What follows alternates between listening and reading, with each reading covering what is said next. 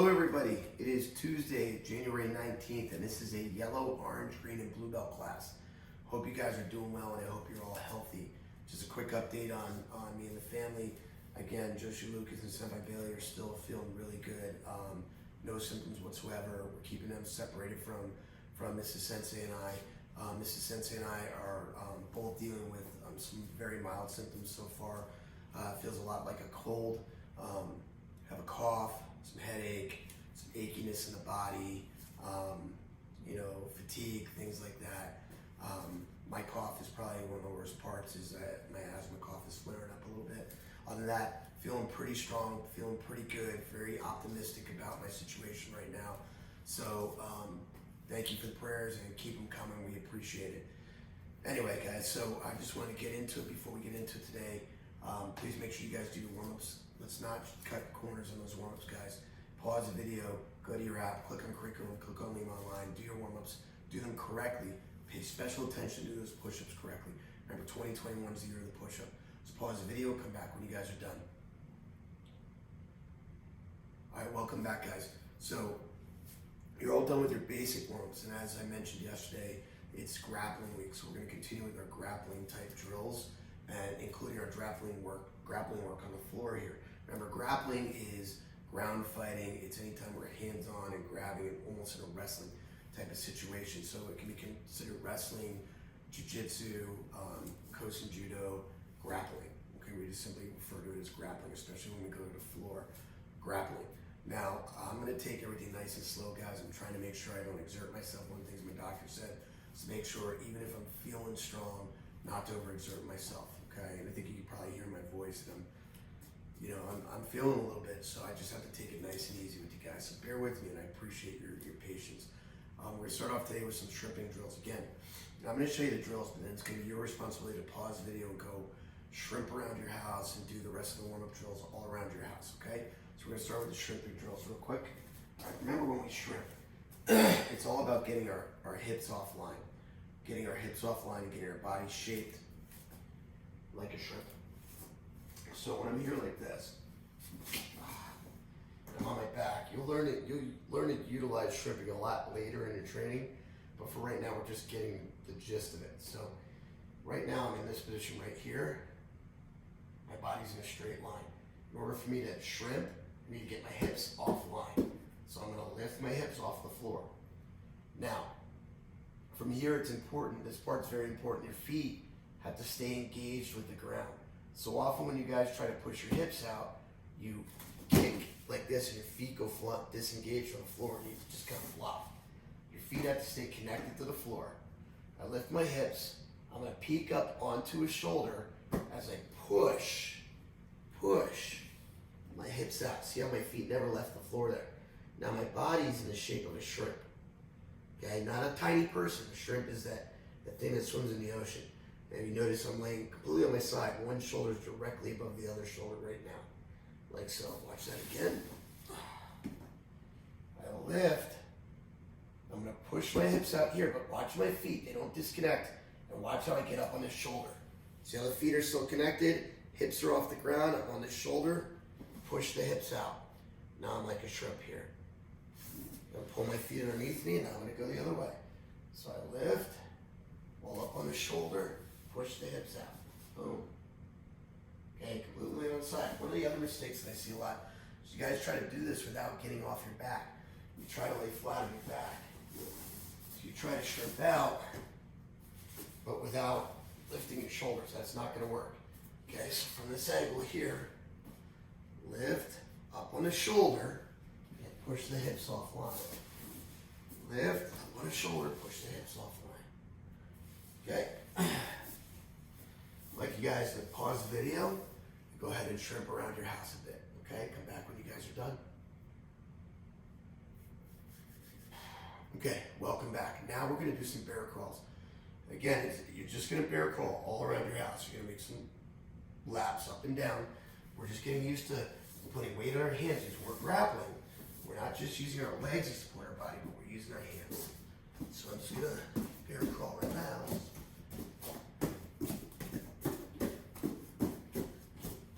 Like so, okay? So pause the video, do some bear crawling. Back you guys are done. Next one's one of the tougher ones. This is the gorilla walks. Remember, when we do the gorilla walk, it's very, very important that we keep our wrists nice and straight. No bend in the wrists. And I'm holding my hands like this, almost like at 3 o'clock and 9 o'clock while I'm driving. Not like this, okay, like this. I know I tell you guys to punch this way, but your hands are gonna be in this position right now, okay? So when we gorilla walk, I reach both hands out in front of me and bring my feet forward. Just like so. Watch again.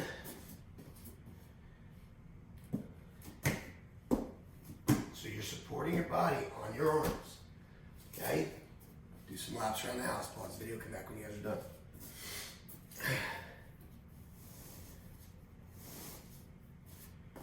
Last one for today. This is the 4-corner drill. I did this one yesterday too. So this one's a little challenging. It's a lot like playing Twister. Sorry, you can hear me getting a little out of breath. Sorry about that. Guess it comes with the territory. So doing the 4-corner drill, I'm going to go very easy with this. Please focus. I'm only going to show it to you a couple times.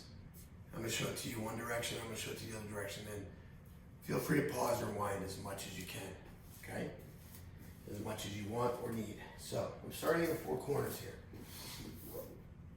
Now this mat works out nice because I got a red, blue, red. Every time I turn, I'm going 90 degrees. 90 degrees. And I'm just going to replace foot and hand. So left foot goes to right hand. See, I turn 90 degrees. Right foot goes to left hand. Left foot goes to right hand. Right foot goes to left hand. Every time I did that, I went 90 degrees. Notice the feet went under the body. The hands went over. And I turned 90 degrees, and after 4 turns, I'm going to come all the way around. Full circle. Now I'm going to go the opposite way. Right foot to left hand. Left foot to right hand. Right foot to left hand. Left foot to right hand. Now, to save my energy, I'm only going to show it to you those 2 times, one in each direction. Please pause, rewind, pause, rewind, pause, rewind until you get it. Have some fun with it. Pause the video, come back when you guys are done.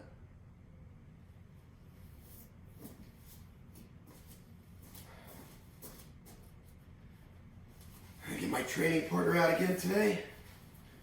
So yesterday, guys, I went over our fundamental grappling positions. I'm gonna do that again for you today. And then we're gonna do what we call a 4-point clock drill. So, first of all, we have to understand all the positions. First position. Remember, your training partner can be a real person. That's ideal. If you have to use a pillow, that'll work. If you want to use one of these grappling dummies, go for it. Okay, so first position I have right here. Okay, this is called dead man's position. My opponent's back is to me. He's defenseless. He can't punch. He can't kick. He can't block. I can hit him. I can choke him. I can bounce his head off the floor like a basketball. Never, ever, ever turn your back to your opponent, okay? In this position right here, dead man's position, the top person has control. Next position. This is called the mount. Now, I still have dominance on the top. However, my partner on the bottom is in a better position because at least he has his hands up in front of him. He can try to block. He can try to grab. He can try to hit. He can try to choke. But I can sit up out of most of that, and eventually, I'm going to be able to get through his guard, okay? Boom. Like so. So the top has control. This is a high mount. This would be what we call a low mount, like this, low mount. All right, next position here, this is called side mount. Now, when I do side mount, my knees are going to be spread as wide as they can. One is going to be up in his ear. The other one's going to be around his hip. Bottom person generally going to have their arm up to rest on my hip to try to keep some space off, or some weight off them. The other arm here across the trachea. I want to get this nice far side underhook. I want to be under his arm here. Under his arm. This hand's going to slide behind his head, and I'm going to gable grip my hands. Okay, this is called side mount. My chest is nice and low. I'm not giving him any room to move. Give him a little shoulder love, my shoulder into his face like so. Okay, the gable grip, the hands are like this, overlapping, just like that. Boom. Okay, this is side control. The next position, this is called a reverse mount. Now, when we do the reverse mount, or north-south position, again, I want my chest on his chest. I don't want my chest down on his stomach. I want to be down here. Okay, I want to be able to control his body by keeping my chest on his chest. So I'm going to underhook his arms from this side here. Okay, and my chest is on his chest. Yeah, my belly's in his face. I'm holding him down. It's not a comfortable position, but I'm underneath here. I'm controlling his rotation, his movement. I'm not down here in his groin. Okay, right here. Chest on chest, underhooking the arms. Final position we're reviewing today. This is called the guard. From the guard, I'm going to wrap high and tight around the waist here. Okay? He'll normally pull his knees in, but this guy's lazy. He'll pull his knees and posture up so he can be in this position here. Okay? These guys are actually a little bit better at that. Yeah, this guy's a little bit better at that. He can posture up better. Okay, so I've got my guard there, high and tight around his waist. I can pull him in where I need to. I can extend when I have to. And I can attack when I want to. Okay? All right, so that's called the guard. Let's review those positions again real quick.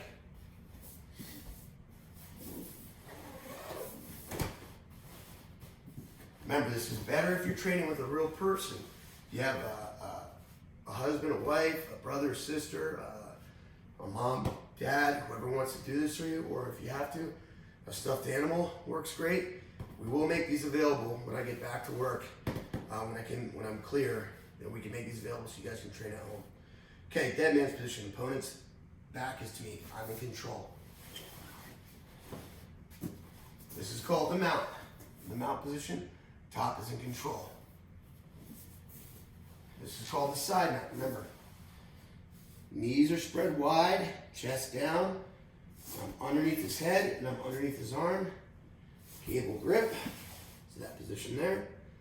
Okay, I have to underhook this arm, right there, okay?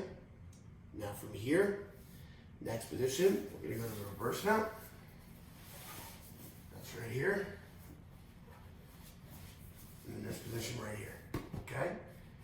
This is reverse mount, controlling my opponent here. And final position is the guard. Right there, high and tight around his waist, not down around his butt. Holding him and controlling him around his waist, right there. Okay? Good. Now, pause the video, go through that with somebody, come back when you guys are done. Welcome back. Now, before we get into the 4-point clock drill, I just want to kind of talk to you guys for a second about our mat check for today.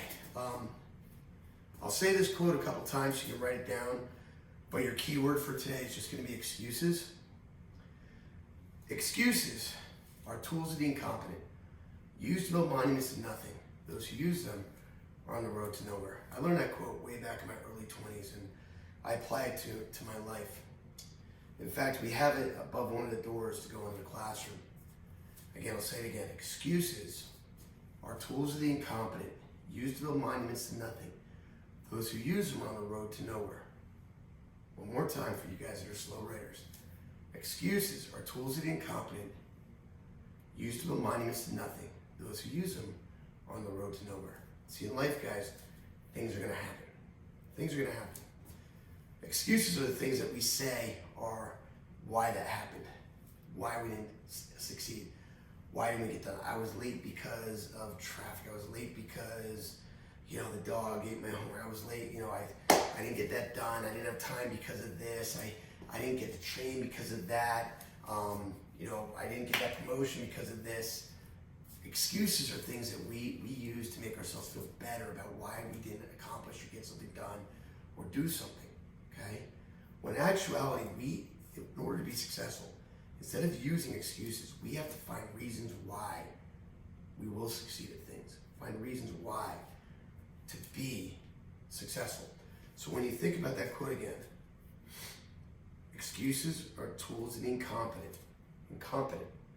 Used to build monuments to nothing. Those who use them, use excuses, are on the road to nowhere. Excuses are going to get you nowhere. You're never going to succeed using excuses. Find reasons why you will succeed. Guys, I have COVID-19. I'm tired. My body aches. I feel like I have a cold. All in all, blessed. That's it so far. But I could very easily mail it in and say, guys, I didn't do the videos this week because I've got COVID-19. It would have been a perfectly good excuse. But the bottom line is, I committed myself to teaching you. And I promised myself I would give to you as best I can at any time I can. So even though I can't be on the mat with you today, I'm here teaching you. I didn't use an excuse not to. And I can't say that if my health doesn't worsen, I'll still be able to do this. But right now, I'm not using excuses. I'm finding reasons to. Excuses are tools of the incompetent, used to build monuments to nothing. Those who use them are on the road to nowhere. Remember that. Okay, the 4-point clock drill is just that. It's a drill. It's not a move. It's important that you understand it. It's a drill, not a move. What's going to happen during this drill is I'm transitioning from position to position. I'm going to get into what we call a low mount. I'm going to pin my opponent down my chest. I'm going to transition through 4 positions, but I don't want to give him any room to escape.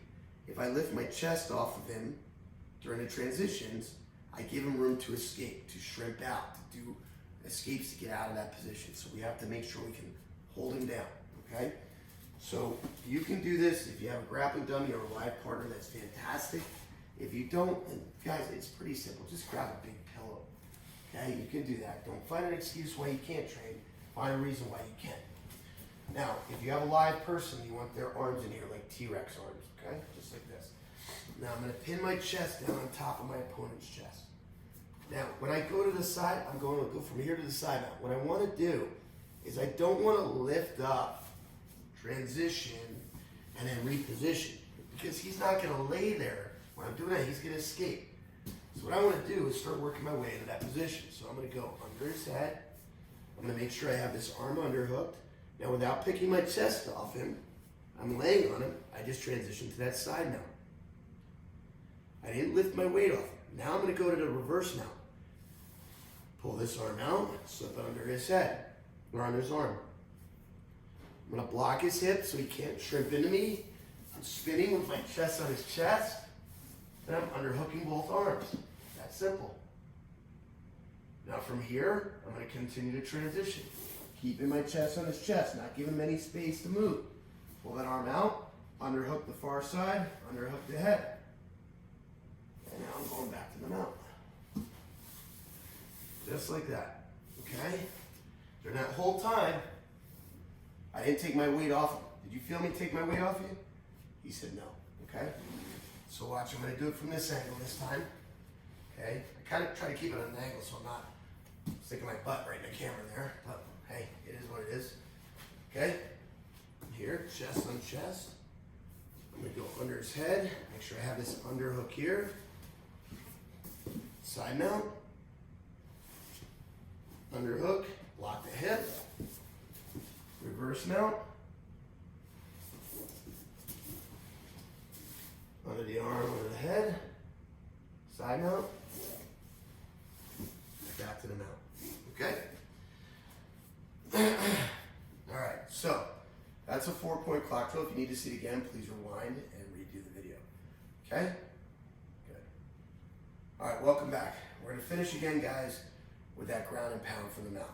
So when we're on top grappling, there's a couple ways to finish our opponent off. With different arm bars, chokes, things like that. But one of the simplest and most barbaric ways to do it is ground and pound. We're just going to pound him down. We're just going to pound him into submission. We're going to beat him up from that way. So from the top, sitting in a mount position, there's a number of strikes that we can use. We can use palm strikes, coming straight down the face, head slaps, elbows. The one we're not going to do much is punch. Because if I punch and he moves, I'm going to break my wrist or break my hand when I hit the ground.